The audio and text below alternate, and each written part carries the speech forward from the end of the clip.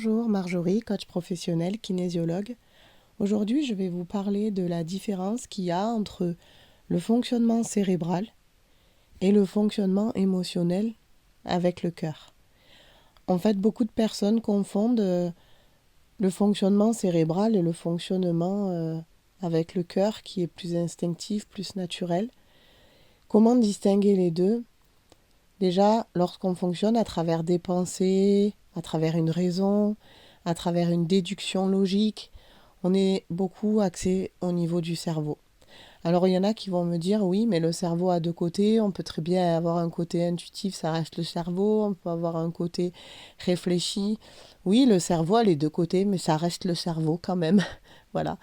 Et ce que j'aimerais que vous partagez aujourd'hui, c'est que le cerveau, il est très fort pour gérer notre véhicule terrestre, j'ai envie de vous dire. C'est-à-dire que voilà, il va vous dire j'ai faim, j'ai soif, il va vous transmettre des informations, j'ai sommeil, ou il va réfléchir sur tout ce qui s'est passé, sur le vécu, il va en tirer des leçons, des expériences, il va mémoriser, il va mettre des dates, des échelles de temps, enfin, etc., etc. Donc, si vous voulez, c'est une mécanique qui reste très utile. Seulement, une mécanique très utile reste quand même une mécanique. Et ce qu'il y a de différent avec le fonctionnement du cœur, c'est que le cœur, lui, si vous voulez, c'est un battement qui bat, qui envoie le sang dans les veines, qui fonctionne avec un rythme qui est le sien, qui des fois est variant en fonction de ce qu'on vit, qui va nous déclencher des montées d'adrénaline ou qui va peut-être nous apaiser, nous détendre, qui peut des fois nous mettre en difficulté aussi physiquement, des difficultés respiratoires, etc. Donc si vous voulez, c'est quelque chose qui est beaucoup moins mécanique. C'est pour ça que la médecine des fois a du mal à comprendre comment d'un humain à l'autre des schémas peuvent être si différents. J'en veux pour exemple des fois les grossesses. Souvent, un gynécologue me disait, mais je crois que de toutes les femmes que j'ai vues, et j'en ai vu passer, il n'y a jamais la même grossesse parce que en fait, oui, il y a des schémas qui se répètent avec des repères qui ont été calculés, qui peuvent être identiques sur la taille d'un fœtus, ou etc. Mais par contre, la manière dont la maman le ressent, comment ça se développe, comment est le nourrisson à l'intérieur, enfin plein de critères qui sont uniques à chacun et propres à chacun, comme nous, on est unique. Et en fait, ce fonctionnement unique-là, c'est le fonctionnement du cœur, en fait. C'est celui qui est appelé le fonctionnement du cœur. Il faut savoir que lorsqu'on fonctionne avec le cerveau, on va rester dans une capacité de raisonnement. On va fonctionner à l'aide de pensées, à l'aide de... On va se dire non, mais j'ai l'habitude, à chaque fois qu'il y a ça, tac, je sais qu'il se passe ça, donc je fais ça, et puis je vais là. Le problème avec ce fonctionnement-là, c'est que vous vivez toujours sur du passé. C'est-à-dire que vous vous enlevez la capacité d'évoluer. Alors il y en a qui vont me dire mais non, c'est pas vrai, parce que des fois on se rend compte qu'on peut apprendre des nouvelles choses, on est toujours dans le cerveau, on apprend des nouvelles choses, des nouvelles connaissances et ça change nos critères ou nos paramètres. Peut-être, mais il faut comprendre que la seule chose qui peut changer vos paramètres et vos critères, c'est le vécu. Et c'est absolument pas des enseignements que vous allez lire. C'est pas des connaissances, en fait, c'est de l'expérience. Le vécu va se traduire à travers votre corps en émotion, en ressenti, en vibration, j'ai envie de vous dire. Et c'est vrai que là, lorsqu'on vibre les choses, en fait, on reconnaît une expérience parce qu'on la vibre. Et on n'est plus dans, ah ben il y a des faits similaires, ou on a les mêmes façons de procéder, ou etc. On n'est plus dans la raison, on le vibre comme ça, on le ressent comme ça. Et aussi, quand on est avec le cœur, eh ben, tout est toujours nouveau. C'est-à-dire que le cœur, lui, n'a pas de, comment vous dire, n'a pas de mémoire, dans le sens où lui, il mémorise rien, il se contente de vivre l'instant présent, en fait. Et ça, c'est le secret. C'est le secret pour pouvoir même si des fois ça dépasse le cerveau ou la raison, c'est le secret pour pouvoir accueillir la vie. En fait, on est trop dans une notion parfois de contrôle où on se dit non, non, mais on veut la contrôler la vie, on veut la diriger, on veut calculer qu'il y aura ça, ça, ça, ça. Si tout est calculé, on est bon. Mais du coup, on n'est jamais dans l'instant présent. On est sur un calcul basé sur des expériences passées ou peut-être sur des expériences scientifiques, s'il y en a parmi d'entre vous qui écoutent qui sont très scientifiques. Mais la seule chose qui a d'unique, c'est la vôtre d'expérience. Pourquoi? Parce que chaque personne qui va vivre, vous mettez 10 personnes, elles vivent une situation exactement identique.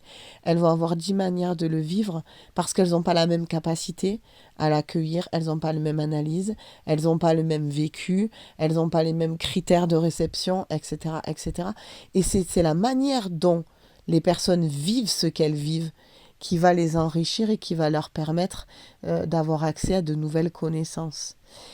La connaissance pure, sans expérience ou sans vécu, si vous voulez, ça vous enlève tout le côté vibral du corps. Et du coup, ça vous fait passer à côté de plein de belles choses.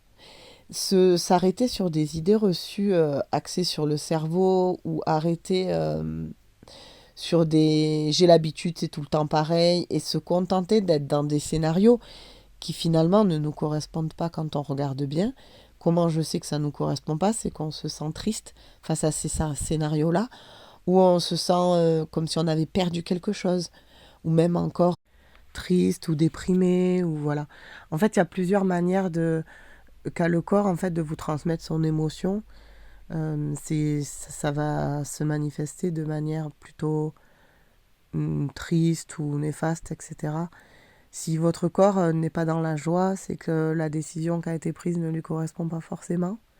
Après, il n'y a pas forcément d'explication concrète qui va ni raisonner, qui va expliquer les choses. Par contre, quand c'est juste, ben, votre corps n'est pas marqué, ne souffre pas, n'est pas dans les ressentiments ou encore dans les blessures, dans les regrets, ou ça l'empêche pas de dormir la nuit, ou vous voyez plein de choses comme ça, plein de symptômes comme ça qui peuvent entre guillemets se manifester hors du contrôle du cerveau et du mental et qui vient vous dire il manque quelque chose.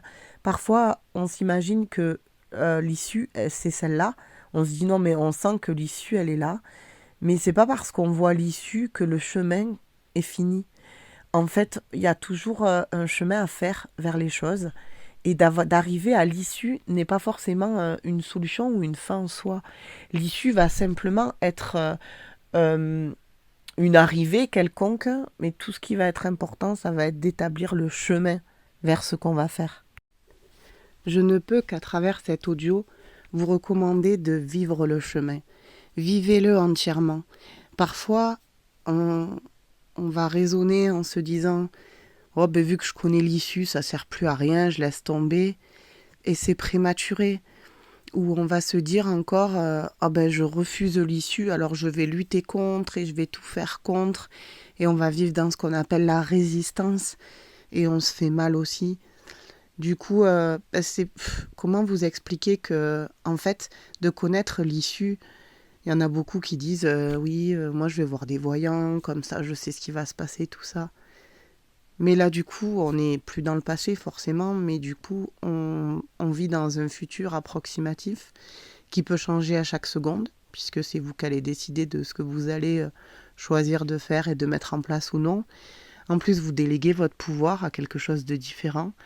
Vous allez automatiquement influencer votre être, parce que vu que le cerveau, il va être conscient d'un futur, il va y réagir, c'est-à-dire où vous allez le rejeter, où vous allez vous dire « oh ça arrive là, alors je ne vais pas forcer dessus ».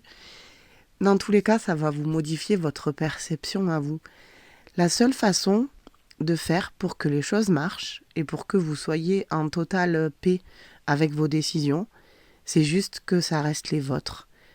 Il n'y a pas besoin de se justifier face à une histoire qu'on a envie encore de vivre, même si ben, tout nous dit, cérébralement parlant, et même si on a beau mettre empiler toutes les cases, ça nous dit, ben, à la fin, ça va mal finir. Si vous avez besoin de la vivre, l'histoire, vivez-la. D'aller dans le futur, c'est aussi mauvais, j'ai envie de vous dire, que d'être dans le passé, quoi. C'est l'instant présent qui compte. C'est-à-dire, en ce moment-là, je vis telle expérience. Tant que j'estime que cette expérience, je dois la vivre, je la vis. Mais par contre, vivez-la. Alors quand je dis vivez-la, ne soyez pas dans le paraître, ne soyez pas dans la façade, ne soyez pas dans « oh ben ça va ». Essayez de sortir de ces questionnements-là, de ces questions du ben, « je vais bien » ou « ça va, pas de problème ». Essayez d'aller vous poser la question en vous. De quoi j'ai besoin aujourd'hui? Qu'est-ce qui me ferait plaisir aujourd'hui? Et à la fin de vos journées, vous dire est-ce que je me suis sentie nourrie aujourd'hui? Est-ce que je ressens qu'il me manque quelque chose? Ou est-ce que j'aurais besoin d'autre chose? Ou posez-vous des questions qui ont du sens en vous. Votre corps, il va vous parler à travers des ressentis, à travers des émotions. Est-ce qu'il y a quelque chose que vous avez vécu dans votre journée qui vous a fait du bien? Qui vous a dit ah ben c'était une belle journée cette journée, ou qui vous a dit ben je sais pourquoi je l'ai vécu cette journée-là. Est-ce que tous les jours vous pouvez vous dire que ben vous vous êtes levé pour quelque chose?